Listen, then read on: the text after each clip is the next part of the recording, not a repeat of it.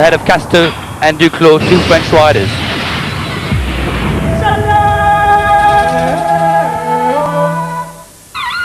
Finding water and food is one of the major issues in Africa. Life is not easy, and on this dry part of earth, it could be much harder for all the people of the Dakar Rally if the logistics weren't at such a high level. 300 people work every day on the bivouac to make the life of the competitors, mechanics, journalists and others much easier. Gregory Murak, in charge of logistics, explains that on the Dakar we have 20 planes, 10 helicopters. Each day we transport 400 people and around 100 tons of freight. Every day the 16 people of air traffic control have to organize 40 takeoffs and landings on small African airports. Planes carry all the television stuff, a part of the food, all the spare parts and personal belongings of the bikers. Refueling, now every 250 Ks. 6,500 litres of fuel are available for bikes, 4,000 litres of kerosene for the helicopters. One of the most enjoyable moments for all the competitors is dinner time at the bivouac with hot food every day. For the late competitors, a cooking unit stays at the previous bivouac. Every day, a 1 ton 5 of food and 12,000 bottles of water are needed. From all the food we have 70% is brought from Africa. Every night, from 2,300 to 3,000 people can eat. Olivier Carré, catering manager, explains that we have a huge technical facilities, 11 trucks, a plane for the food and the tools and equipment. 76 people work for the catering. The medical units open all night long with 20 of the 50 doctors of the race located at the bivouac to take care of all injuries. The day ends always with the 300 people of the logistics staff loading the planes with all the equipment for another day of the Dakar.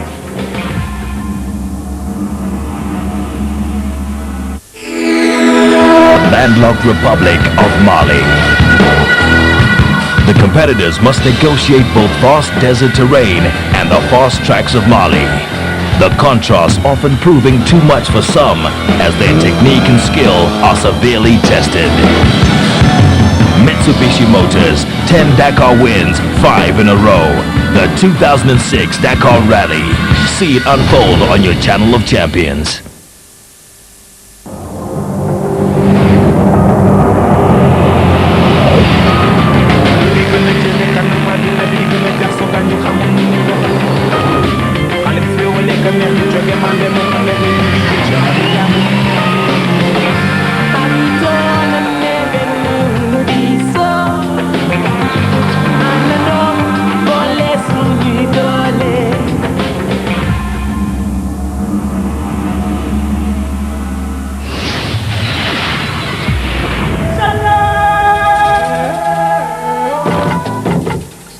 The day's 10th stage takes the competitors from Kifa to Kais. The rally leaves Mauritania and heads to its fifth country, Mali.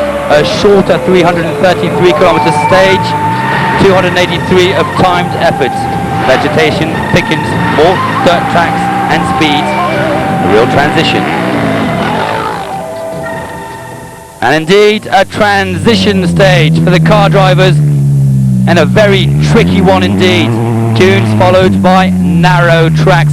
Stéphane Péterancel had to make sure not to damage his Pajero Evo 4 after flying to success and taking a serious option for a third final victory yesterday in the dunes.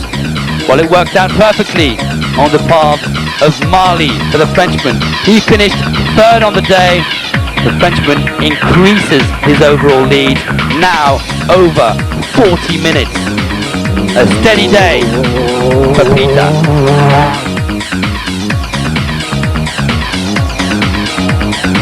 But he was one of the many to damage his car. So was Thierry Magnaldi, but his problems were very, very serious, unexpected. But the winner of 2 stages so far in Swerat and Nouakchott. Co-driver here explaining that Magnaldi has to stop. Tu dis quoi là?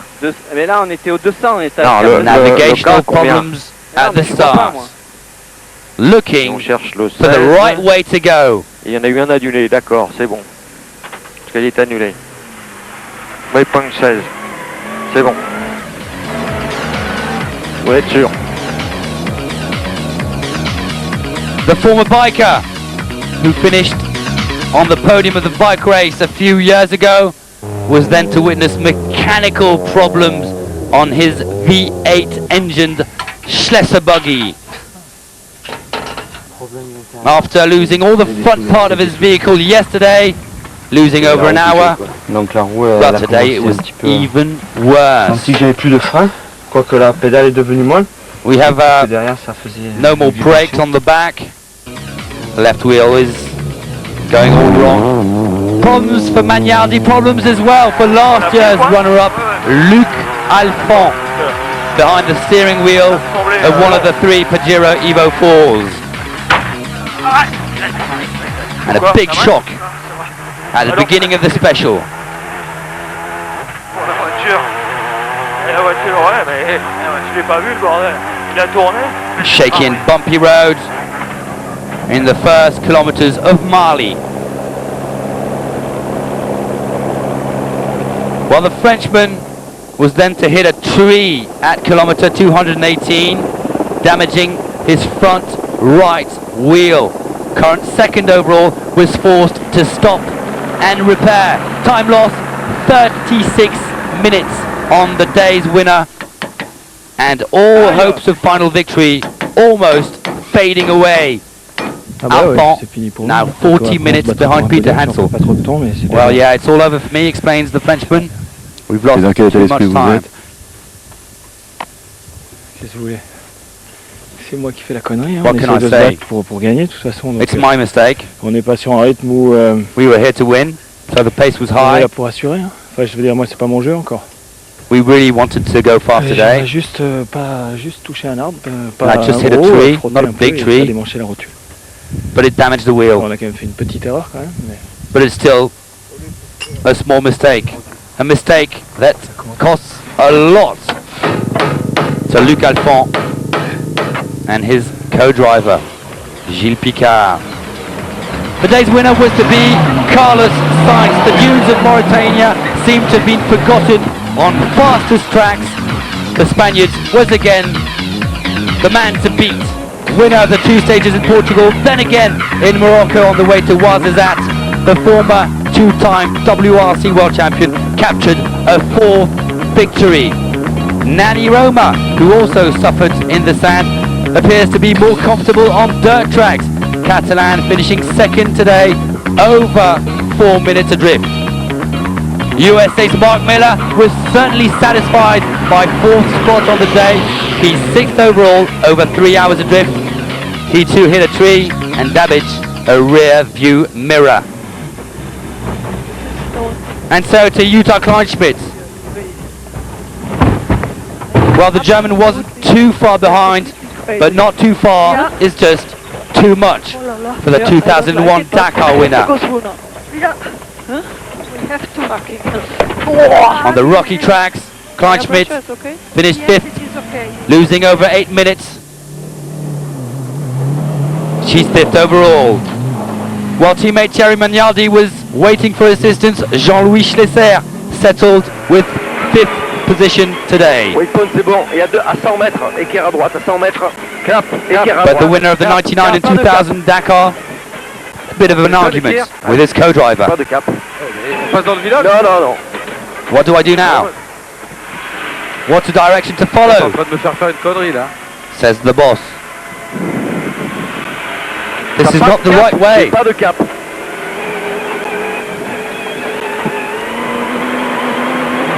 Well, the right direction was eventually found, and Schlesser made it to the finish line here in Kais.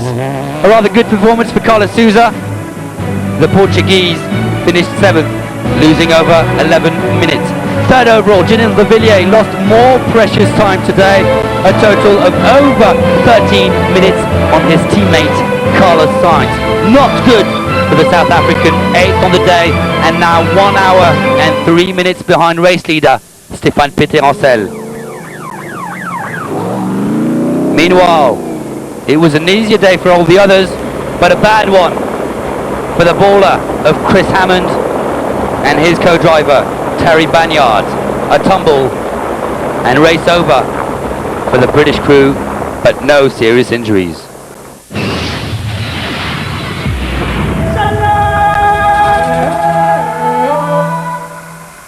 So a fourth victory for Carlos Sainz on the event. He beats Roma by over 4 minutes. Overall leader Peter Hansel is third. Good day for the Frenchman. And indeed, Peter Hansel can enjoy a 40-minute lead on Alphon. Third is De Villiers, over an hour adrift. All the others are way behind. Well, after some days, explains Carlos Sainz, with many problems, everything went well. Terrain has changed and the car performed rather well. I think this car is good for every kind of terrain. The problem is that on this kind of rally, you're not allowed to have any kind of little problems, because even a little problem can deny you the victory.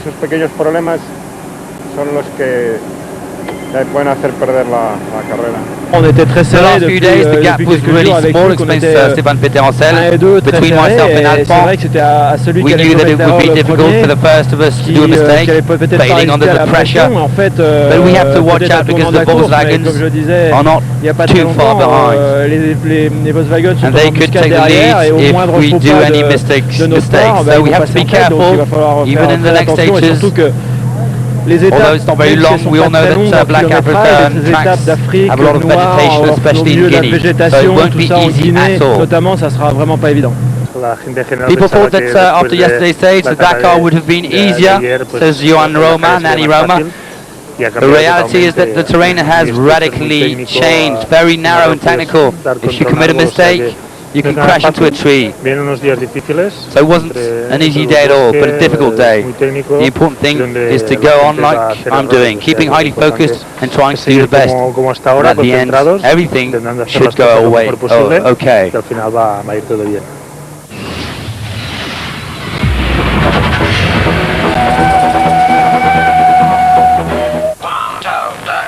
To the truck race.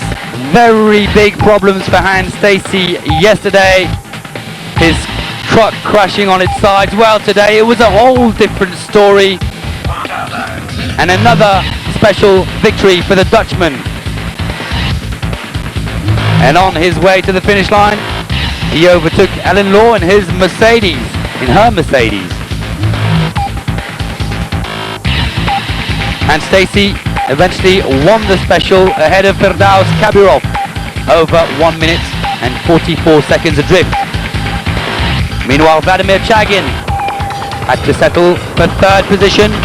The four-time Dakar winner still leads the overall standings with a very comfortable 3 hour and 18-minute lead on his teammate Firdaus Kabirov.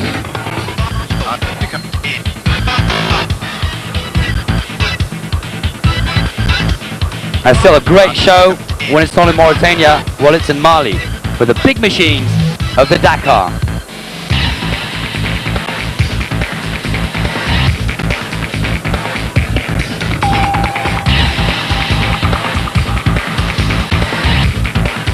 So a good day for the Netherlands, victory for Stacey. The overall leader is still Vladimir Chagin, heading for a 5th success in Dakar.